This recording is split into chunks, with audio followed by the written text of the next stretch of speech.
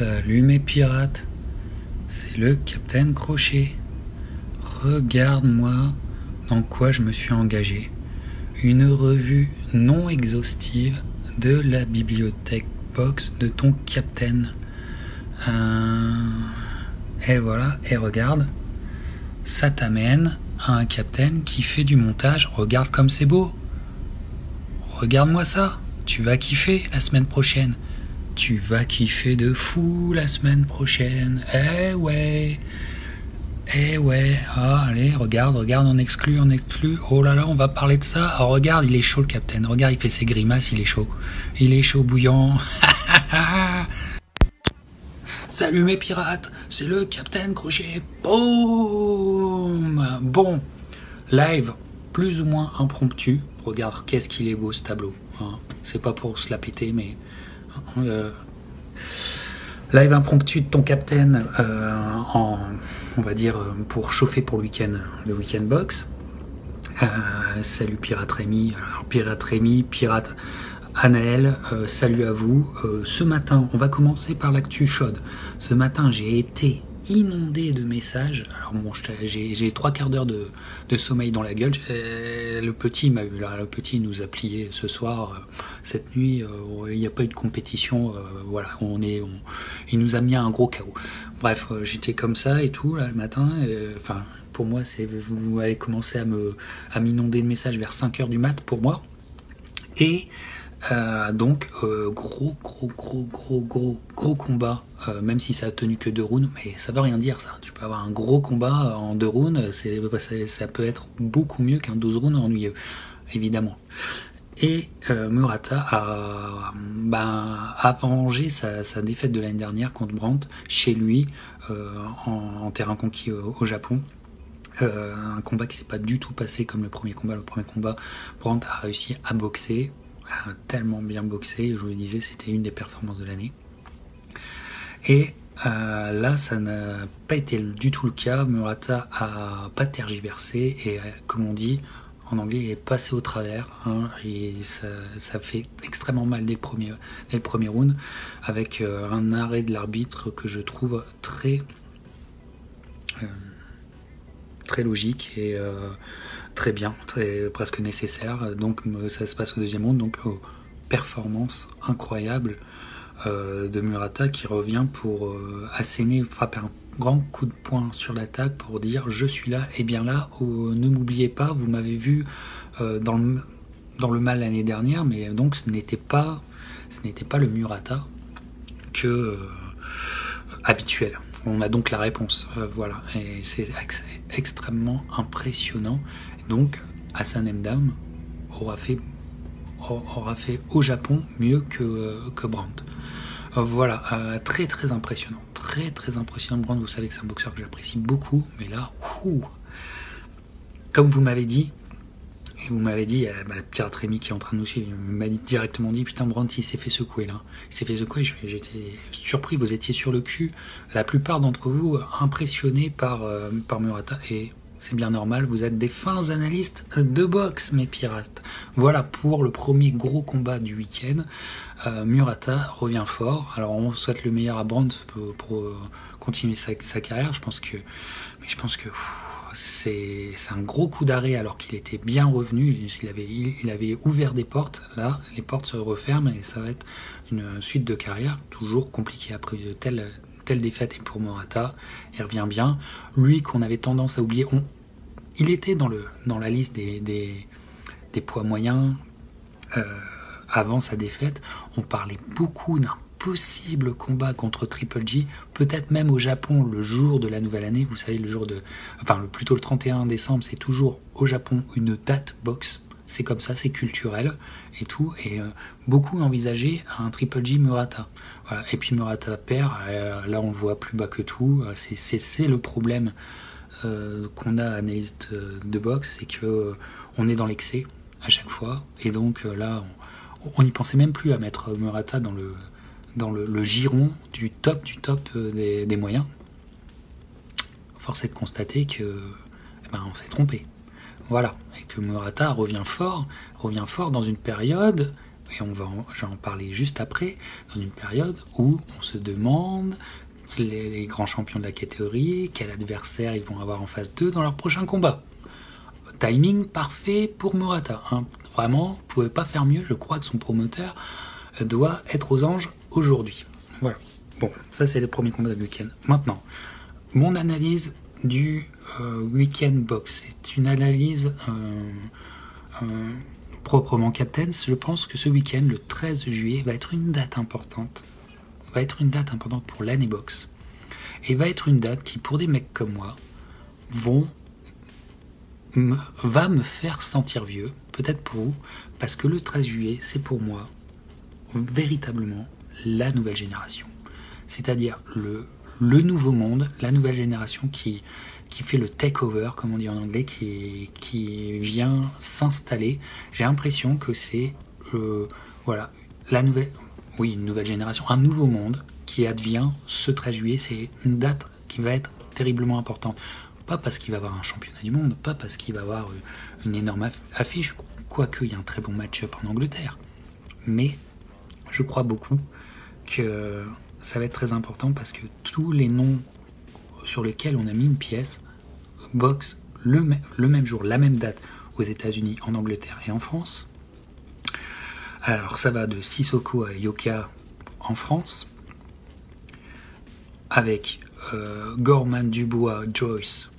Brian Jennings, lui, c'est plutôt un vétéran, mais quand même, Joyce, Brian Jennings, c'est aussi un bon match-up que Yoka aurait apprécié avoir. Mais je pense que voilà, Brian Jennings dans son résumé, on parlait du résumé cette semaine, très, très intéressant. Donc, tous ces prospects, et tu rajoutes après, pour la fin, pour la nuit, tu rajoutes Shakur Stevenson, et la semaine prochaine, tu rajoutes Teofimo Lopez. Donc lui, il boxe pas le 13 juillet, mais bon, il sera un petit peu dans la continuation de cette soirée. Donc c'est le takeover d'une nouvelle génération, des mômes, si je puis dire. C'est ça, et il faut le regarder comme ça. Et ça va être, même si ils sont encore prospects, qui sont dans une dizaine, pour la plupart d'entre eux, dans une dizaine de combats, ils sont encore frais. Hein. Voilà, ils sont pas forcément c'est pas les professionnels les plus mûrs, mais ils sont déjà très impressionnants. Hein. Moi, je te dis, Shakur Stevenson, combat sur combat, c'est 3 derniers combats pour sûr. Il me met sur le cul, le mec. Hein. Donc c'est très impressionnant. Et voilà, c'est le nouveau monde, la nouvelle génération, c'est les nouveaux noms dont on va parler pour certains d'entre eux pour les 10 prochaines années, pour la prochaine décennie. Donc date importante, date symbolique, date importante et date qui va donner des réponses. Beaucoup des réponses qui va marquer les uns et les autres, obligatoirement. On en saura plus sur chacun d'entre eux, notamment chez les Anglais. Le Gorman Dubois va dire beaucoup. Est-ce qu'on voit Est-ce qu'on voit Gorman trop bien? Voilà. Est-ce qu'on voit Dubois trop haut? On va voir tout ça. On va voir. Ce combat est déterminant, je pense. Et attention, après, le vainqueur de ce combat, si le combat est équilibré, si Gorman arrive à résister à la puissance de Dubois, ce que je doute encore, j'attends de voir, mais s'il y a un vrai match, c'est-à-dire s'il y a une vraie confrontation, le vainqueur, si ça tourne au mismatch, bon, oublie ce que j'ai dit, des réponses t'en auras pas. Mais si ça tourne à la vraie confrontation, le vainqueur de Dubois-Gorman doit être considéré comme le prospect number one, comme la valeur, celui qui deserve, qui méritera, excusez-moi pour la traduction, qui méritera en premier la grosse chance, le gros fight. Je pense que vous êtes d'accord avec moi. Donc voilà, date symbolique, 13 juillet, date symbolique, alors qu'il n'y a pas un championnat du monde. Mais on s'en fout des ceintures. Hein. De toute façon, ils arriveront à nous refourguer quelques ceintures pendant la soirée, je suis sûr. hein, le ridicule ne tue pas, mais on s'en fout des ceintures. Il n'y a pas de championnat du monde, et c'est pas pour ça que la date n'est pas importante. Voilà. Allez, ensuite, on arrivera au 20 juillet pour Manny contre Furman, qui cristallisera quand même les T-Box. Voilà pour ça. Alors, regarde, nouvelle issue, donc le nouveau numéro du Ring Magazine, avec un article sur un questionnement: qui sera le futur adversaire de Canelo. Voilà, alors on en a beaucoup parlé sur la page et j'ai envie de rebondir là-dessus parce que c'est vraiment carrément un des thèmes de discussion qu'il y a sur la page Facebook. Alors bien sûr, l'article se divise en 4. Triple G, Andrade, Callum Smith et le petit dernier, Munguia.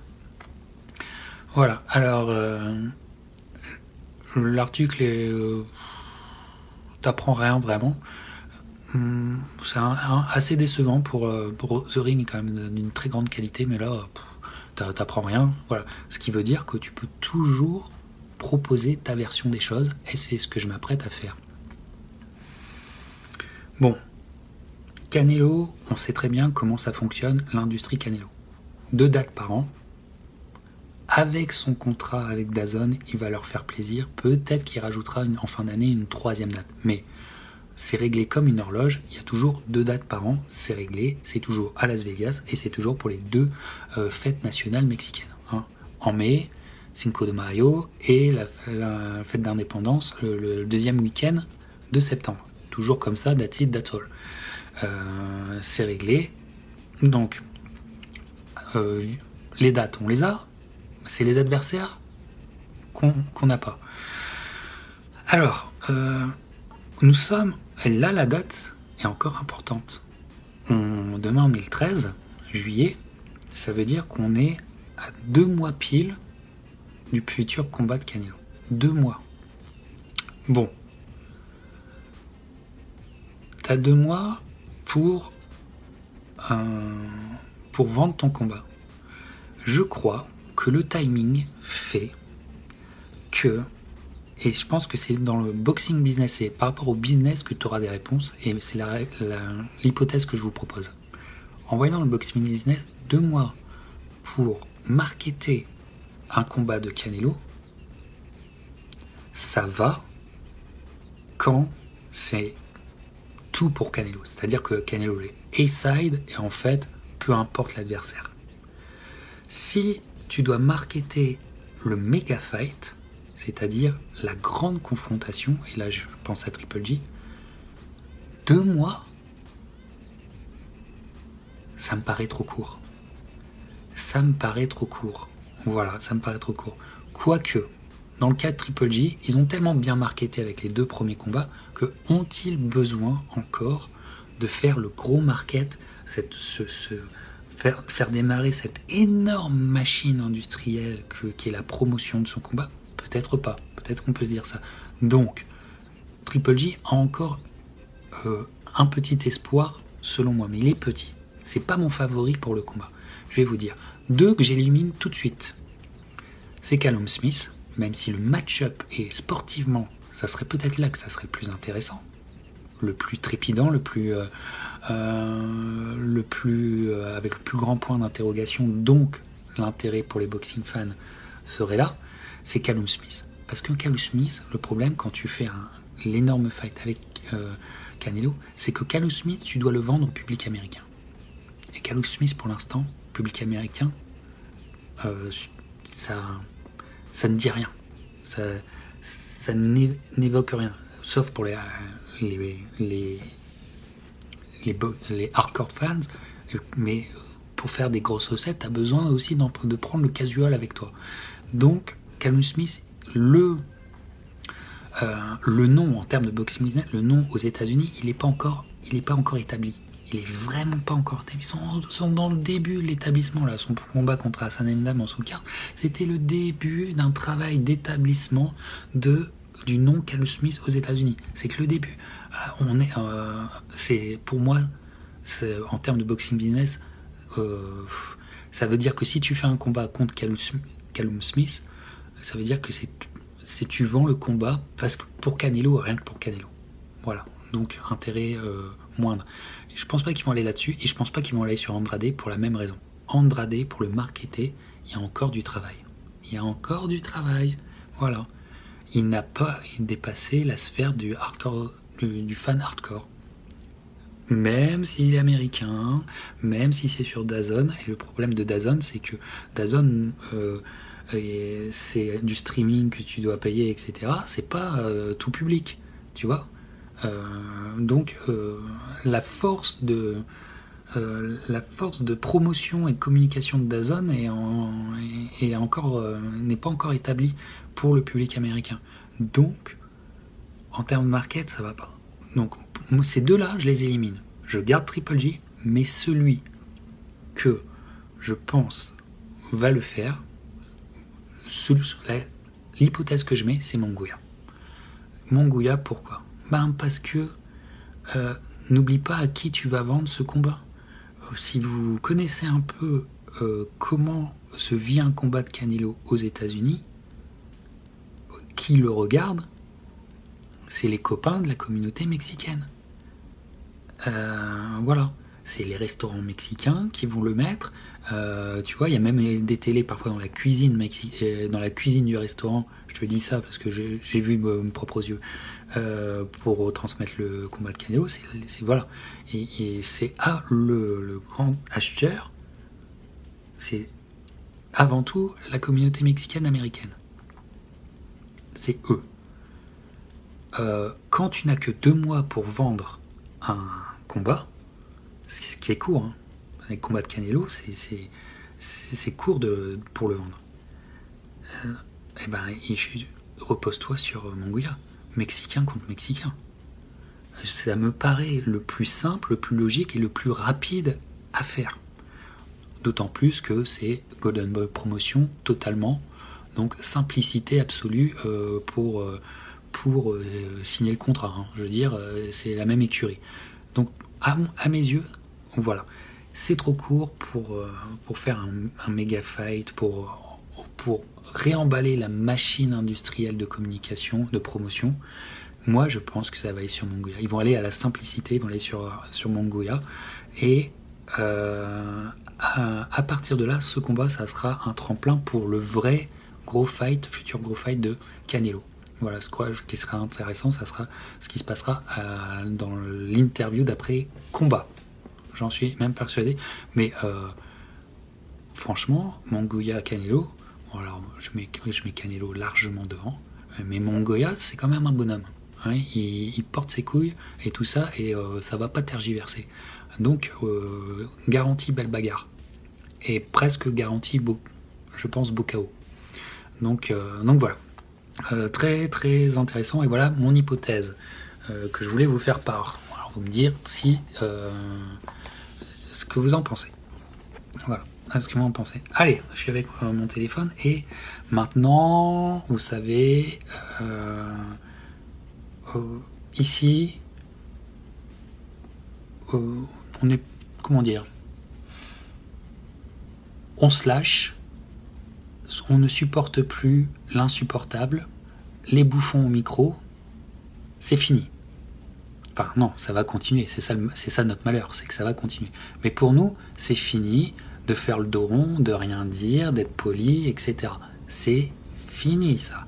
Donc les 2 bouffons au micro qui insupportables, je vais continuer mon clash.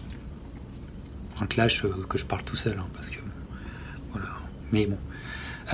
Peu importe. Mes pirates, on est un. Ils nous insupportent. Ils nous insupportent, et j'ai réfléchissé à l'origine de ce sentiment qu'on a quand on les écoute. Ce côté insupportable. Voilà, Pirate Rémi, on va en parler. Pirate Rémi n'en peut plus non plus. Ce qui nous insupporte, notamment chez ces deux-là, Les blagues pendant le combat, c'est les blagues pourries. Hein. Déjà, d'une part, c'est des blagues pourries. D'une part, on est gêné pour eux. Mais d'autre part, ça révèle quelque chose d'extrêmement indécent. Alors, le public boxe est un public assez premier degré et pas le plus prompt à l'humour. C'est pas vrai. En dehors des combats, avant, après, quand on discute, quand on fait nos podcasts et tout, on se lâche, on peut se lâcher de façon détendue, on peut déconner à fond. Bien sûr, ça fait du bien. Mais pourquoi il en devient indécent de se taper de l'humour de cours de récré, tout pourri, pendant un combat? Ces mecs ne comprennent même pas ce qu'ils ont en face d'eux, ce qui se passe en face d'eux. Ils ne comprennent pas. You don't play boxing, on ne joue pas à la boxe. La boxe est en soi quelque chose d'extrêmement dangereux. Le danger est constant. Le danger est constant pour les boxeurs sur la ligne, que ça soit des champions ou, comme je le disais, que ça soit des journeyman. Le danger est d'autant plus grand pour les journeyman, puisque l'écart de niveau à chaque fois, puisque mismatch il y a, eh ben oui, le danger est d'autant plus grand pour des journeyman, notamment des journeyman pas très expérimentés qui commencent leur carrière de journeyman et des journeyman qu'on va dire expérimentés mais qui vieillissent et dont le corps a plus de mal à encaisser et plus de mal à suivre. Ce sont des hommes qui sont en danger réel à chaque fois qu'ils montent sur le ring. Et le positionnement du fan de boxe, le positionnement intellectuel, et je vais même te dire philosophique, oui, j'emploie des grands mots, mais c'est bien ça qui se joue. Quel est un bon public de boxe? Le grand public de boxe, c'est un public qui applaudit l'arbitre quand on a, comme disaient les Américains, un good stoppage, quand l'arrêt est bon, quand l'arrêt est légitime, nécessaire et bienvenu. Un arrêt bienvenu. Un grand public de boxe applaudit l'arbitre. On est bien d'accord. Hein? Et c'est bien sûr, dans ces moments-là, quand tu as toujours les 2-3 bouffons qui n'ont pas compris que l'arrêt était extrêmement légitime et arrivé au bon moment, quand tu as 2-3 gros bofs de service, c'est là que tu peux te dire « je ne fais pas partie de ce même public qu'eux ». Voilà. Mais qu'est-ce qui joue pour un vrai public de boxe? Qu'est-ce qui joue pour un spectateur? Ce qui se joue, je vous le dis, c'est son rapport à l'humanité. Voilà. C'est son rapport à l'humanité et c'est un rapport profond de compassion. Voilà. De compassion par rapport aux hommes qui montent sur le ring, ce qu'on rêverait de faire et qu'on ne fait pas. Voilà. Il y a un rapport de compassion profond, puisque le danger est permanent. Des hommes, pendant un fight, quel qu'il soit, même aussi pourri soit-il, la vie d'un boxeur peut changer sur un coup. Ok? Peut changer sur un coup. Alors oui, il y a des arrêts qui posent problème. On est bien conscient. On va comment dire? Il y en a qui posent problème, notamment, George Groove, Froch Groove number 1. Effectivement, voilà. Là, l'arbitre a merdé. Voilà. Mais quand des arbitres merdent, il ne faut pas oublier non plus toutes les fois où les arbitres sauvent des boxeurs. Il ne faut pas l'oublier, ça. Et donc, il faut bien comprendre que le commentateur qui est là pour te faire vivre l'instant, mais aussi pour te le faire comprendre. Ces deux bouffons-là, comment peuvent-ils vous faire comprendre la dangerosité de ce qu'on est en train de voir? Comprenez? Alors, regardez, on va parler. Vous vous souvenez de Magomed Abdou Salamov? J'ai toujours du mal à dire son nom. Vous vous souvenez? Voilà. On oublie très très souvent comment il finit. Hein? Regardez. je vais vous montrer tout de suite. Voilà Magomet, ce poids lourd qui était très sympathique au demeurant. Voilà, 2010, 2011, regardez, avec sa famille. Regardez sa femme qui l'a pas lâché. Quelle femme courage, hein? Quelle chance il a eu. Regardez. Voilà Magomet, ce qu'il est, maintenant. Voilà sa vie. Voilà sa vie, ce boxeur. Ok? C'est ça. Voilà la vie de ce boxeur maintenant. Et dans un combat qui était un combat dur, magnifique. Et pourquoi il est comme ça? Parce qu'il allait au bout de lui-même. Au bout de lui-même, on s'en est pas rendu compte contre Mike Perez au Madison Square Garden 2012. Non, 2013. Voilà. Combat que moi j'ai kiffé. Mais comment je suis mal à l'aise d'avoir appris ça. Enfin, c'est pas maintenant, c'est pas sur ce... Je l'avais vu il y a quelques temps sur YouTube, j'avais vu un documentaire, mais là, on a un très bel article écrit par Thomas Hausser, biographe de Mohamed Ali. Hein. Donc, pour tous les Gerald McClelland de la boxe, pour tous les Adonis Stevenson, pour tous les Pritchard Colon, pour tous les boxeurs anglais journeymen qui sont morts ces 5 dernières années. Hein, n'oubliez pas, en 2013, 2014, 2015, 2016, il y en a un qui est mort chaque année en Angleterre. Pour tous ces mecs-là,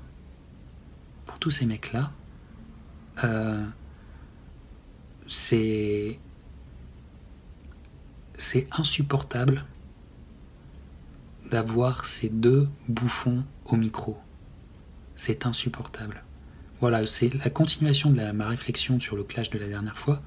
Ils sont insupportables. Ces hommes, ces deux incapables, en fait, diffusent une indécence constante face à l'événement. Oui, pendant un combat de boxe, oui, c'est très sérieux. Oui, ça rigole pas, c'est très très sérieux. C'est très sérieux. On peut déconner après, on peut déconner avant, c'est vrai. Mais sur l'instant, c'est extrêmement sérieux. Ces mecs-là ne comprennent même pas ce qu'ils voient en face d'eux. Ils ne comprennent même pas. Voilà. Alors je vais vous laisser, mes pirates, sur cette réflexion et je vous dis à bientôt. Alors je sais pas si je pourrais faire un débrief ce week-end, mais en tout cas une vidéo énormissime arrive la semaine prochaine. Allez, ciao mon pirate.